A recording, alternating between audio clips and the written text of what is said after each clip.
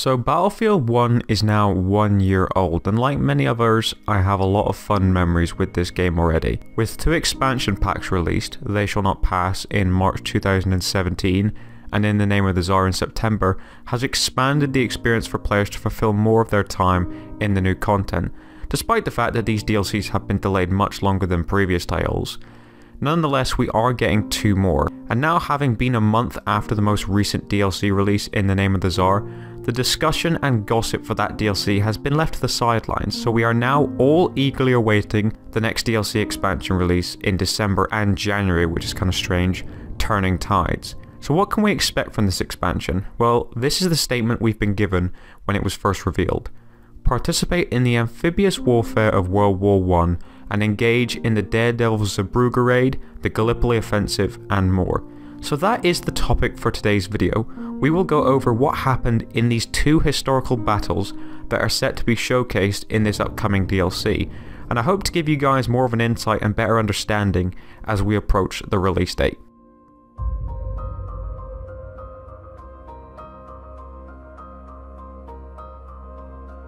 So we shall start with the Zeebrugge raid. This battle was between German and British troops on April the 23rd, 1918. By 1918 there was still a massive threat to the British Royal Navy, and in particular the English Channel, and that was the German U-boats. Most armies did have this boat at their disposal, however it has been said that the Imperial German Navy had a bit more advancement in their technology than the Allied forces did at the time, so they were regarded as a massive threat. So there had to be a plan in place to destroy them. Since 1917, the main base of the German U-boats was at Bruges in occupied Belgium. The boats were kept in concrete houses 8 miles from the sea, which means that there could be no chance of them being destroyed by air or navy bombardment.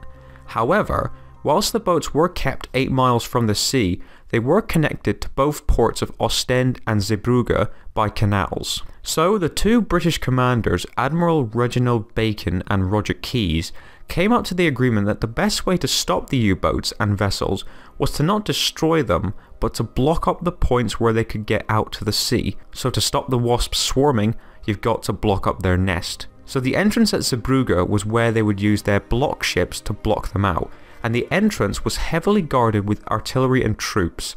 It was also guarded by a mole that was 1 mile long, which would be where most of the troops defending would be. So that mole had to be overrun and captured before the block ships would be able to move in behind and block out the harbour. The British also planned to land a submarine underneath the mole to blow up, which would prevent any German reinforcements to move in and assist. This operation would require 75 ships and 1,700 soldiers, including 700 of the Royal Marines. On April 23rd, 1918, the British were about to reach the Zeebrugge harbour, and at 11:30 at night, the small coastal patrol boat swept in close to the mole and released smoke screens to provide the incoming ships extra cover as they were to approach the mole. The Marines on the ships were to disembark onto the mole by using their landing ramps once the cruisers got aside it. Once the smoke screens had been deployed, which made the defending Germans super suspicious, 3 of the assault ships speeded towards the mole. The ships emerged from the smoke when they were just 250 yards away from the mole. The Germans opened a storm of firearm at the incoming ships, and unfortunately for the British, there just so happened to be a German destroyer parked alongside the mole on the other side, which also joined in the fight, which made it more difficult for the ships to get alongside the mole. Despite that cruiser that was named Vindictive, it managed to make it alongside the mole after actually being pushed by one of the other assault ships. The landing rafts went down and the Marines would be able to now begin overrunning the mole, but as you can expect, under so much fire, many of them had already been killed and others refused to move. Nonetheless though, the Marines started to get ashore, and it was starting to become quite apparent that overrunning the mole was going to be extremely difficult. But the constant pressure that the Royal Marines were putting on the German defences meant that the block ships could perhaps just sneak around while the defences were distracted. The submarine was also able to get into position without even being seen. As the 7 men aboard the submarine started to disembark onto a skiff boat attached to the submarine to escape before the submarine exploded, the Germans on the mole spotted them, and most of the men were wounded during the escape. Nonetheless though, 12 minutes later the submarine exploded, so any chance of German reinforcements was now unavailable. So now the 3 block ships starting to move towards the canal, each of them were packed with 1,500 tons of concrete. The German defences on the port itself started to focus their fire on the 3 block ships, managing to severely damage one of them. 2 of the block ships, however, managed to reach the harbour, and then the small coastal boats came along to begin evacuating the 2 ships.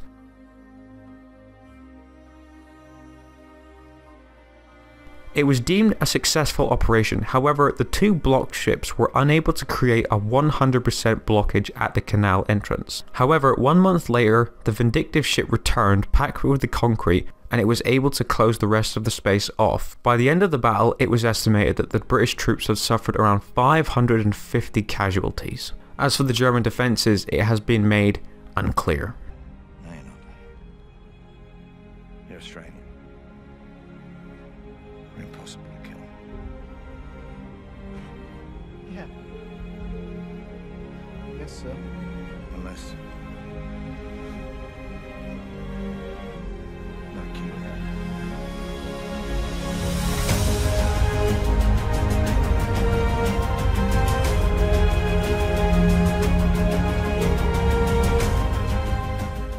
The Gallipoli offensive lasted from February 1915 to January 1916.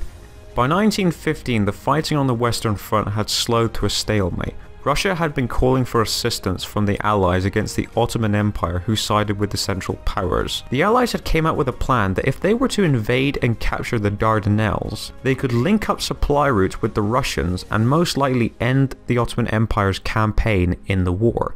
Winston Churchill, who was First Lord of the Admiralty at that time, believed that if they were to open a new front, it would withdraw many of the German forces from the Western Front to assist the Ottomans, which would ultimately weaken them as well on the Western Front. On March 18th, 1915, the Allied ships started to push into the Dardanelles, but got absolutely crushed by the Turkish artillery and underwater mines. 6 weeks after this failed attack, the Allies launched a beach attack on the Gallipoli Peninsula, with the soldiers approaching in canoe boats. The Allies suffered heavy casualties when attacking the beach named Cape Hela, which happens to actually be one of the names of the new maps coming in this DLC. They also attacked the beach named Gallipoli, which would soon become known as Anzac Cove, in respect to the Australian and New Zealand soldiers who fought bravely against the Ottomans.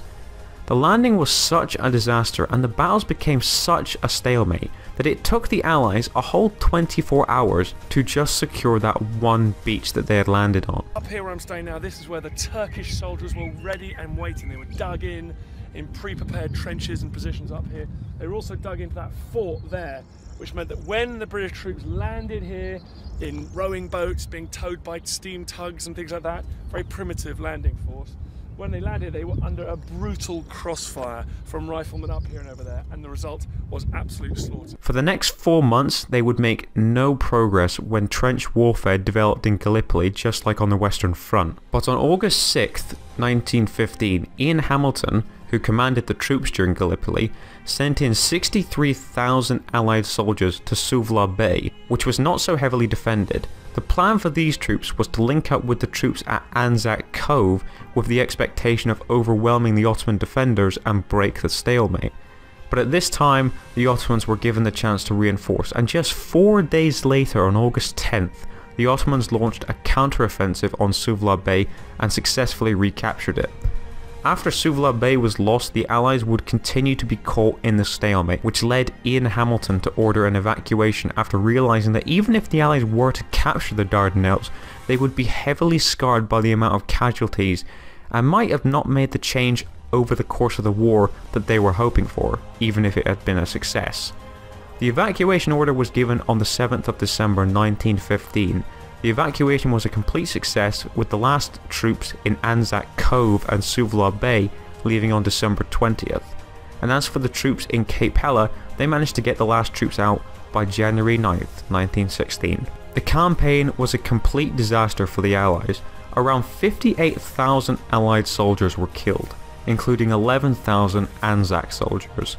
The Ottomans had 87,000 men killed while defending their homelands, and both sides suffered around 300,000 wounded and sick. The The Gallipoli campaign has left a very significant memory in the culture of Australia, New Zealand and Turkey, and it's great to see that the Anzacs will be getting an appearance in this new DLC, so thank you DICE, it's very appreciative to them. So there you guys have it.